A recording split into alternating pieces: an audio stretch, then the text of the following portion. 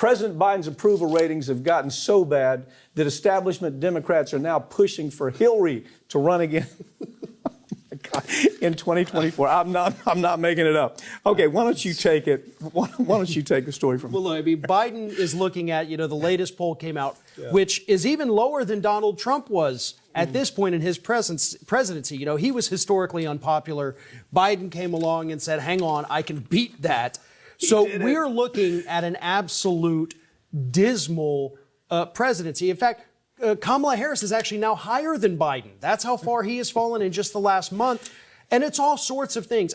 Not just all sorts, it's everything. The handling of the pandemic, inflation, the economy, jobs, across the board. People say, I have no faith in this man. And so Democrats are in full-blown panic, especially with midterms, thinking, what the hell are we going to do with this guy? The Republicans, though, are so stupid sometimes. Yes. They have so much to work with. They've got the supply chain burned down. They've got inflation burned down. They've got the COVID chaos that's out there. They've got the border chaos. They've got the cancel culture that you know what? This is so interesting. If you, 7 out of 10 people relate the cancel culture to the Democrats. Yeah, which is interesting because it started out with Republicans.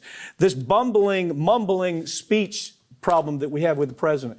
All of these things are converging, and he just can't pull out of it. So they say, bring in Hillary? Really? Lost 2 elections. The only way she won the Senate race. Talk about that. People forget, Hillary Clinton won that Senate seat in the state of New York, where she was not from, had been living in Arkansas for decades before she went to the White House. Realizes if I want to have a political career, I've got to go somewhere that's a deep blue state.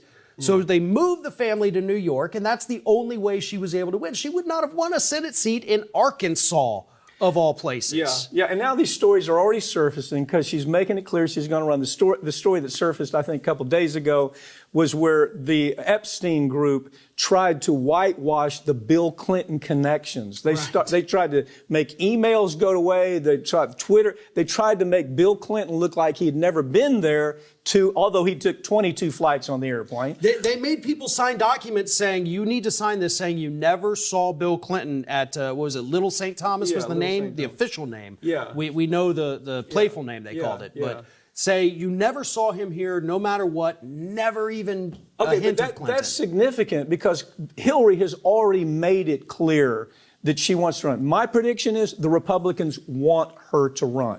They absolutely want her to run. They think she's beatable. All they have to do is look historically. Now, we're going to get the emails. You idiots, she had $3 million votes ahead in the last election. It ain't about it. It's about simple numbers. Where it comes to electoral college, she cannot win in the electoral college. The woman has a personality problem that somehow she just can't overcome.